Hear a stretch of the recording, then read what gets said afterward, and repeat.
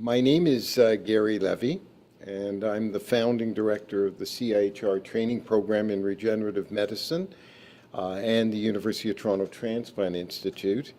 And I'm extremely honored to be asked to introduce the recipient of the Edogawa Nietzsche Prize, Professor James Edgar Till, Professor Emeritus at the University of Toronto, for his groundbreaking discovery of stem cells.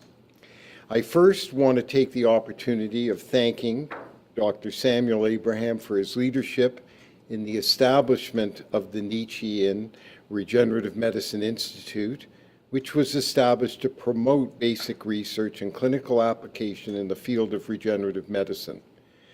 The Nietzschean Institute entered into a formal partnership agreement for training of students with the CIHR training program in regenerative medicine at the University of Toronto in 2009. In 2015, the Nietzschean Regenerative Medicine Institute in the Edogawa Hospital, under the direction of Dr. Kato, entered into a formal partnership, and in 2017, I was honored to participate in their first meeting held in Tokyo. At that time, the chairman of the Edogawa Hospital, Dr. Masahiro Kato, announced the establishment of the Edogawa Nietzsche Prize to be awarded to a physician or a scientist, PhD scientist, from anywhere in the world chosen by the Edogawa Nietzsche Prize Committee based on their contribution to the development of healthcare solutions that lead to prevention, diagnosis, or treatment of any disease which is the result of an interdisciplinary interaction among different fields of science. Now, Professor Till. Dr. Till was born in Lloydminster, Saskatchewan, and received a Bachelor of Science in 1952 and Master of Science in 1954 in physics at the University of Saskatchewan, having received scholarships from the National Research Council and Standard Oil Company. As a matter of fact, Dr. Till accepted this position because of these scholarships, or so said in an address that he gave. Dr. Till then went on to receive a PhD at Yale University in biophysics in 1957. He was then recruited to the Ontario Cancer Institute at Princess Margaret Hospital as a postdoctoral fellow at the University of Toronto. It was there that he met Dr. Ernest McCullough, and together they conducted their groundbreaking work involving injection of bone marrow cells into irradiated mice. They made this sentinel observation of finding clones of cells within the spleen, although at that time they just called them lumps. This first work was published in the journal Radiation Research. In 1963, they showed that these marrow cells were capable of self-renewal, and the work established the concept of a multilineage stem cell, which was published in Nature in 1963. His work has had huge application in the field of bone marrow transplantation, the treatment of cancer, and more recently in the treatment of autoimmune disease and tolerance induction. Dr. Till has received many honors for his groundbreaking discoveries, including election as an Officer of the Order of Canada in 1994, appointment to the Order of Ontario in 2006, appointment as a Fellow to the Royal Society of London, induction to the Canadian Medical Hall of Fame in 2004, and was awarded with his friend and collaborator, Dr. McCullough, the Albert Lasker Award for Basic Medical Research. Perhaps the greatest testimony to Dr. Till has been the training of other great scientists, including Dr. Norman Iskov, Dr. Robert Phillips, Dr. Lou Siminovich, and Dr. Ron Wharton, to name a few, and also the fact that Toronto continues to be a great world stem cell center.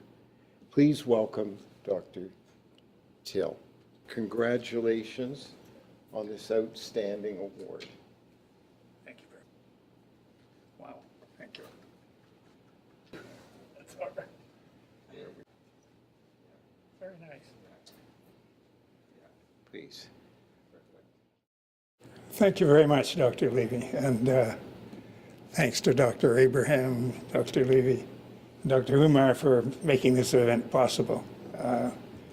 I would have gone to Japan for the event if I could, but it was not possible for me. And I'm very impressed with the award, and I'd like to dedicate it to Dr. Ernest McCullough, who was my partner in research for over 20 years, and whose contributions to our team made the work that we did possible. Without him, it wouldn't have happened. I should point out there's been some myths propagated about our work, and one of them has to do with the history of stem cells. Now,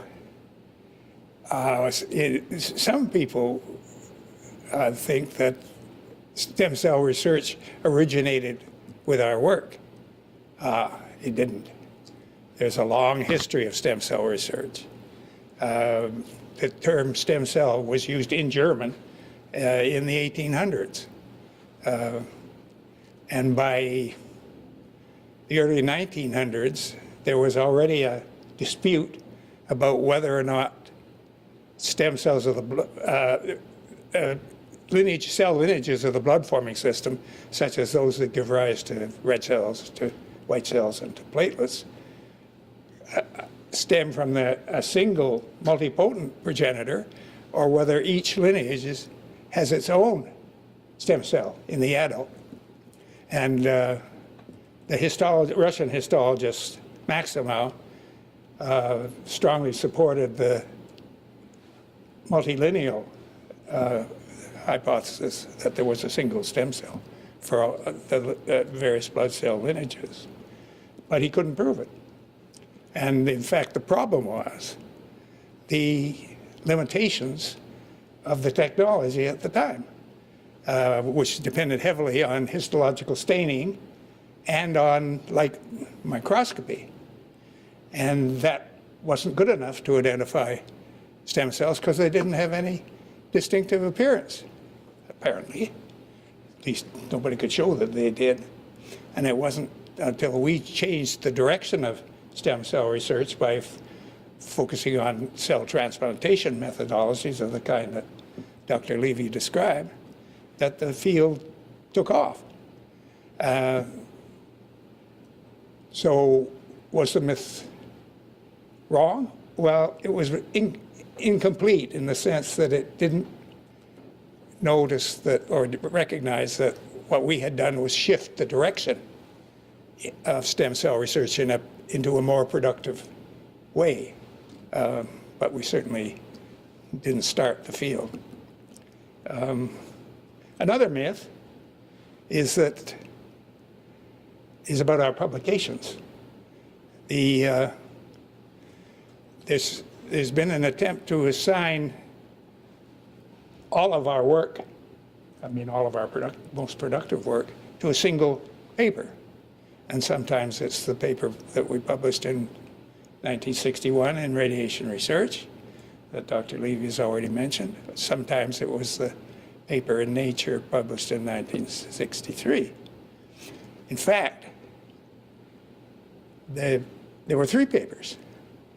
And the third paper, also published in 1963, was the one in which we proposed that the cells we had been studying were in fact stem cells, that they had the properties of stem cells. Otherwise, before that, it had just been supposition.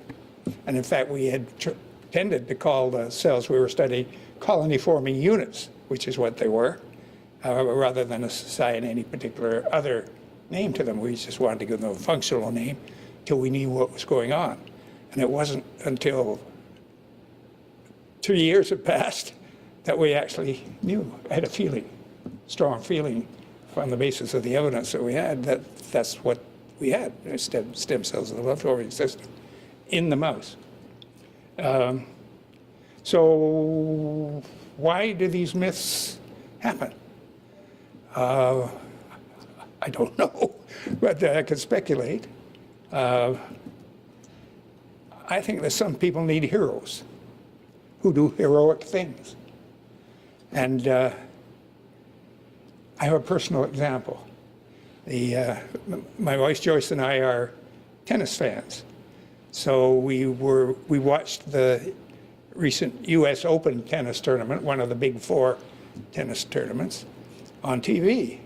And the finals involved Serena Williams, who is now at age 36, quite old for a tennis player. And her opponent was Naomi Osaka from Japan, who is really young for a tennis player, 20 years old.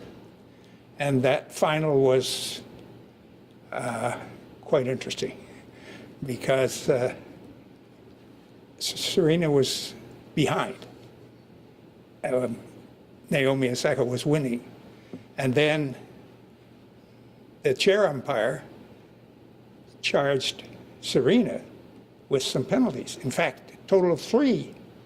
And that, shall we say, annoyed Serena, and she had an animated conversation with the chair umpire, accusing him of robbing her, of cheating her, of stealing points from her. And meanwhile, young Naomi Osaka was just standing at the side. And finally they got to playing again, and Naomi won. And the irony in this is that Serena has had a myth for some time that she's the greatest female tennis player of all time. And now that she's gotten older and accomplished so much, I think it isn't a myth anymore. I think she is the greatest female tennis player of all time. And Naomi, at her young age, when she was growing up and starting to play tennis, her hero was Serena Williams. So she dreamt in her youth of playing in a final of one of the majors with Serena. And that's just what happened. And for a young player like her, the dispute that went on between Serena and the chair umpire should have been off-putting. Whether that was Serena's intent or not, I don't think so, but should have been off-putting. It wasn't. And to me, that's heroism in somebody that young. So will some myths develop about Naomi Osaka as she grows older? Who knows? Perhaps, I think perhaps. So again, I'm very grateful for this award. Thank you.